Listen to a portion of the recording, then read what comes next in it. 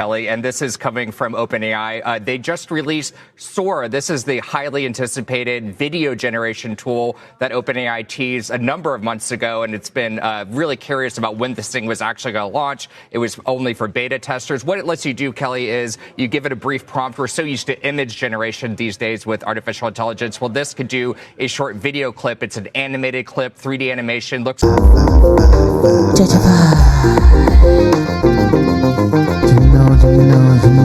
JEJE Vibe. Oh, JEJE. Can you feel vibe? I'm feeling it. You know, it's JEJE Vibe. Oh, JEJE. Can you feel the vibe? It's JEJE Vibe. Ladies and gentlemen, welcome to JEJE Vibe. Today we're going to be talking about Sora.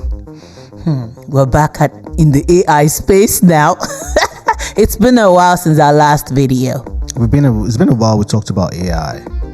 Because there's nothing been interesting since then. It's still just a bunch of chatbots. With these shitty features that everyone is creating these days. Yes, I said it. Nothing too crazy out here. Nope. We just have hype. So there's so many AI space. The new version of the AI space now is video creation. Mm-hmm.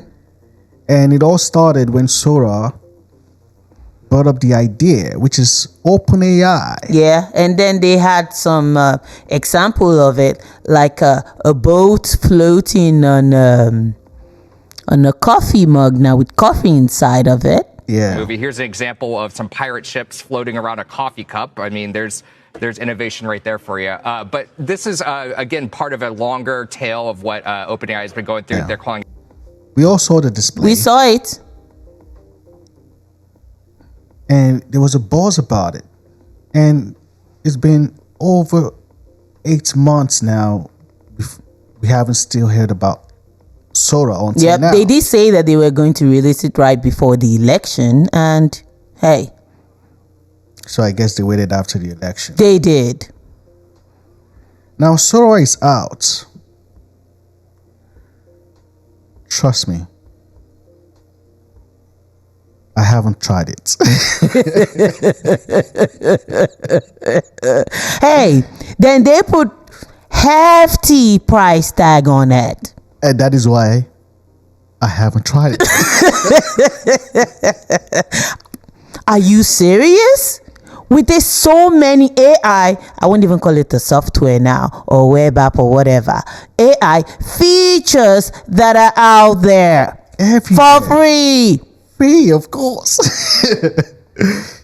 And you're asking me to pay for a product that is easily accessible. Even better video generations. Yeah, I said it. Better. Way better. Trust me. You came out with the shittiest of the feature among other AI tools that are out there, and you put a FT price tag on it. Shame on you. OpenAI, that is supposed to be open, is now charging its users $200 a month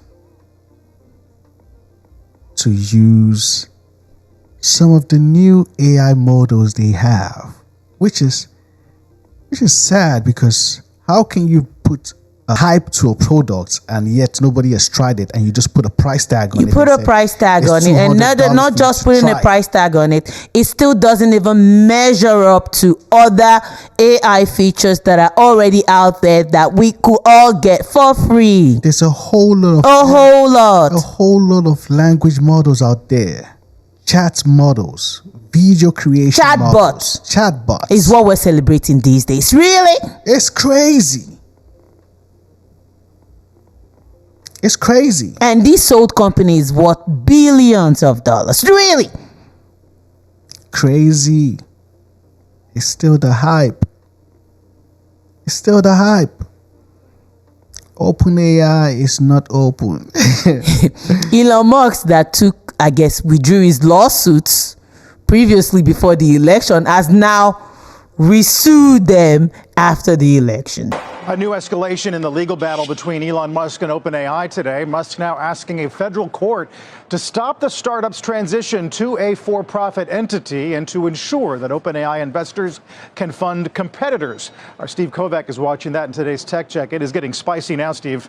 Yeah, Carl, spicy to say the least, with Musk ramping up this lawsuit against OpenAI just as he's expecting to launch his own competitor from his rival AI company, xAI, and competing with OpenAI for all that VC funding flooding into the space. So let's rewind here what happened on Friday. Musk asking the court for a preliminary injunction that would block OpenAI from turning it into a for-profit company, as is widely expected. Also alleging that OpenAI is blocking its investors from also investing in rival artificial intelligence companies that would, of course, include xAI. And this is part of that ongoing lawsuit that Musk has had against OpenAI, its CEO Sam Altman, and Microsoft, among some other individuals.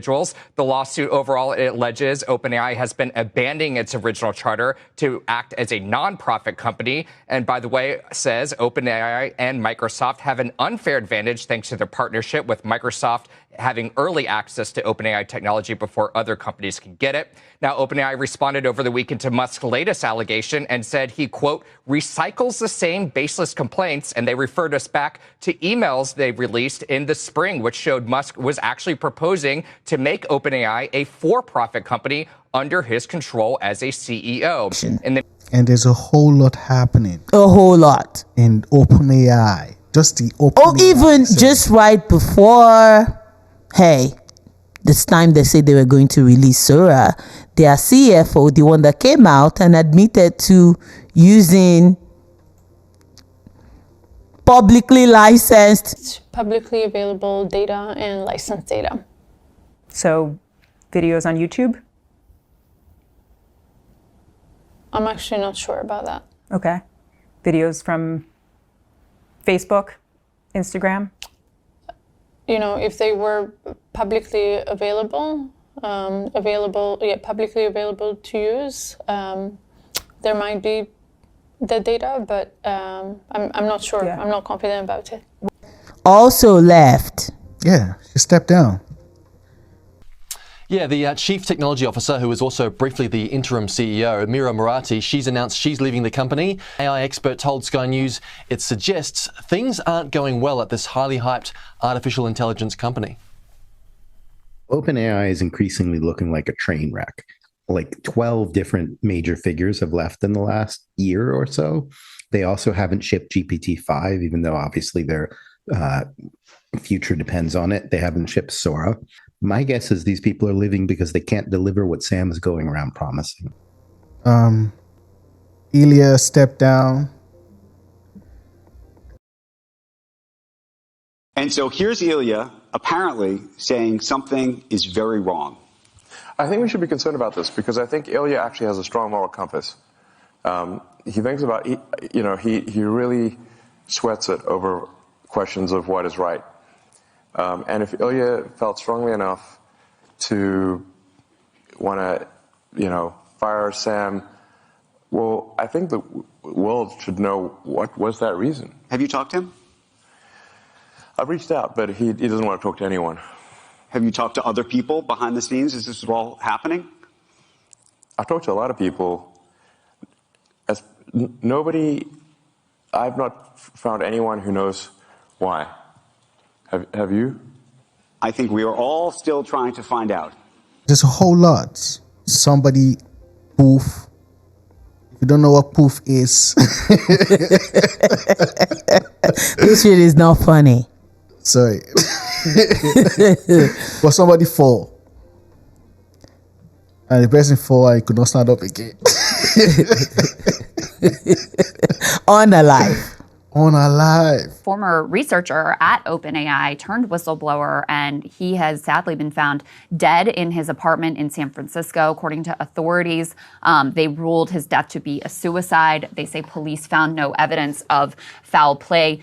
In October, the New York Times had published an interview with Mr. Balaji. His name is Suchir Balaji, and he alleged that OpenAI had violated U.S. copyright law while it was developing ChatGPT. And he became so disturbed by what he learned about his allegations about their copyright violations and how unethical this was and how damaging it ultimately was to the entire internet ecosystem. He felt he could no longer remain at OpenAI and then, came out as a whistleblower. We can put this next piece up on the screen, which includes some of his writings and thoughts. This is something that he posted relatively recently. He says, I recently participated in a New York Times story about fair use and generative AI and why I'm skeptical fair use would be a plausible defense for a lot of generative AI products. I also wrote a blog post. To give some context, I was at OpenAI for nearly 4 years, worked on ChatGPT for the last 1.5 of them. I initially didn't know much about copyright, fair use, etc., but became curious after seeing all the lawsuits.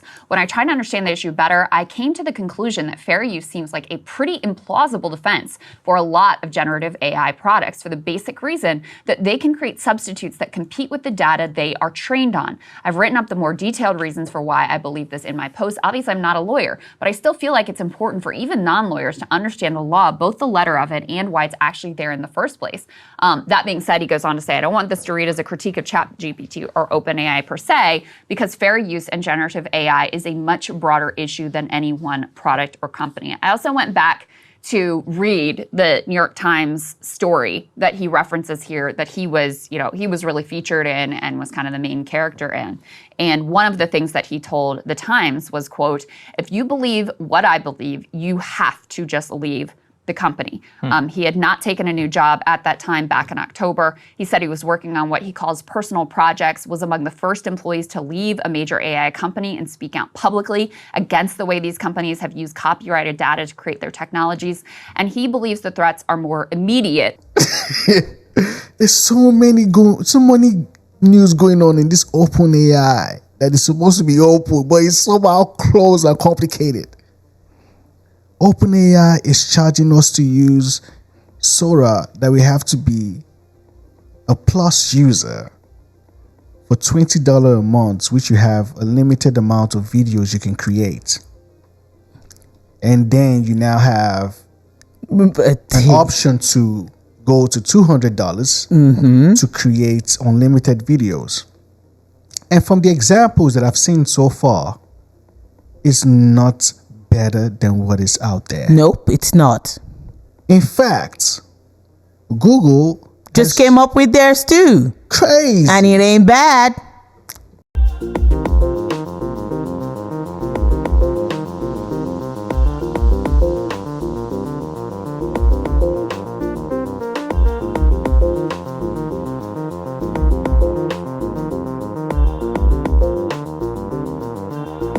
Everybody's saying it's going to kill Sora. That's the news out there. It's going to. And remember that Microsoft already have 40% stake in OpenAI. OpenAI is looking like you guys don't really have a business model. You guys are just, you don't even know. And then in between the love triangle now, Apple also released their own, I guess, latest software update, Siri with ChatGPT. Crazy. And ChatGPT as a third party. This is crazy. Accessing ChatGPT now, just like we said it. We said it. We talked about We talked about it just before they're going to release it. That once you step out of, I guess, Apple now into that, your security is liable. It's scary out here. So this triangle, Apple, OpenAI, Microsoft. Apple, OpenAI, Microsoft. The love triangle. So you see how your data is like Apple is mixed with Microsoft now. Their servers are open to each other. Crazy. Remember, your data is the fossil fuel for this AI. It is. Your data is the energy to power this AI. It is. Whatever new creations human create is... You were even teasing the AI, asking the most current question. It it cannot be found. Never. It still has to be trained by us. It still has to be. They still have to wait for enough time to be able to gather those data, then to be able to feed it. And the sad part about these humans, the funny thing about this whole CEOs or this whole head of they're disappointing. It's really disappointing. All of these CEOs. Yes, I said it.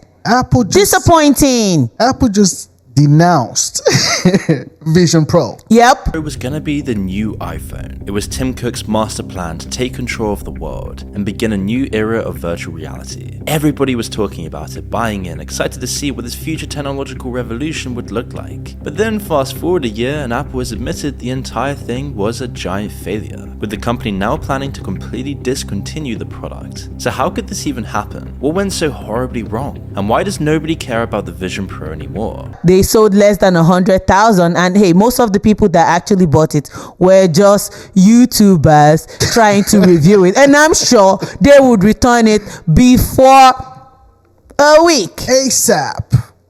Make a video with it and take it back. Hey, worst case they pay restock fee. Easy. That is Vision Pro trash.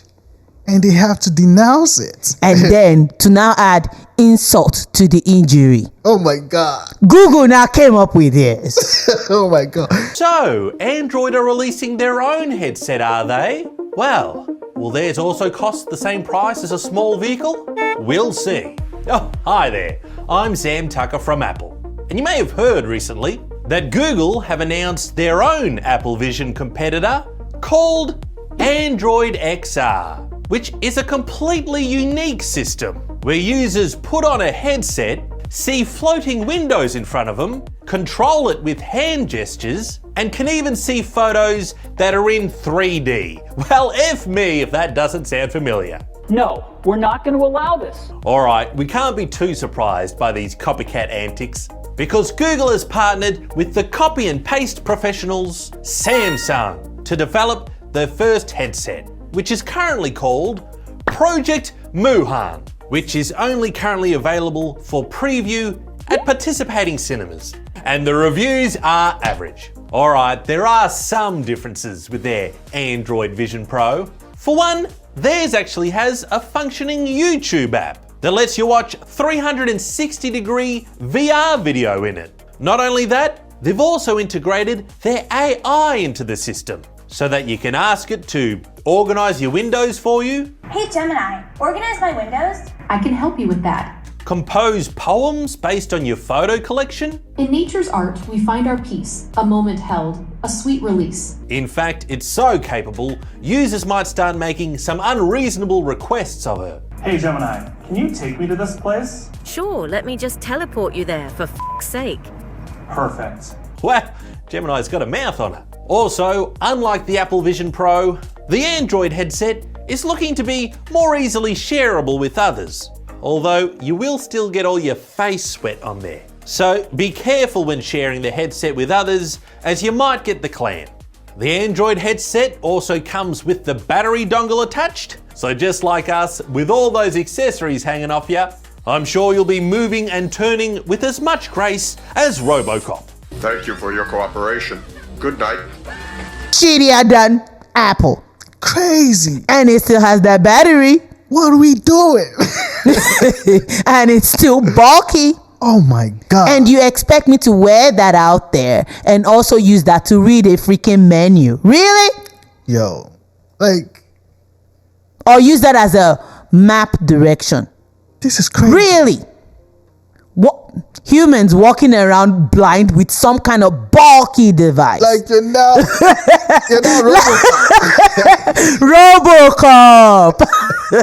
Crazy. What are we doing? What are we doing when it comes to technology? It's disappointing. Very disappointing. Huge disappointment. Hey, also, let me throw this out there. We see what Microsoft have been doing with Windows 10 lately, messing with our security. Yes, I said it. Hey, you said wait till next year to ease out Windows 10, But you're not even patient enough till that next year. Crazy. We see it. Crazy. It's crazy times. The consumers are being consumed. They want to take everything, all of your data. Remember, your data is the fossil fuel for AI. I guess be careful of your ideas now in the AI, because you never know, somebody might steal it. If you know, you know. That's all we can say. If you know, you know. Give yourself some sense. If you don't give yourself some sense, then you know. Hold on here. It's gone. Like a thief in the night. And we'll see you guys in the next one. But by now, don't forget to hit the like, subscribe to the channel. You know it's JEJE Vibe. Oh, JEJE Vibe. It's JEJE Vibe. Can you feel the vibe? We're feeling it. You know it's JEJE Vibe. Oh, JEJE.